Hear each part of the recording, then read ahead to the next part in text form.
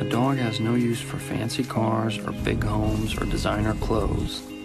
A waterlogged stick will do just fine. A dog doesn't care if you're rich or poor, clever or dull, smart or dumb. Give him your heart, and he'll give you his. Good job, Penny.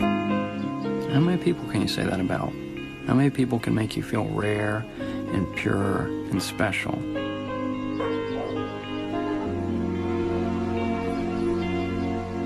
How many people can make you feel extraordinary?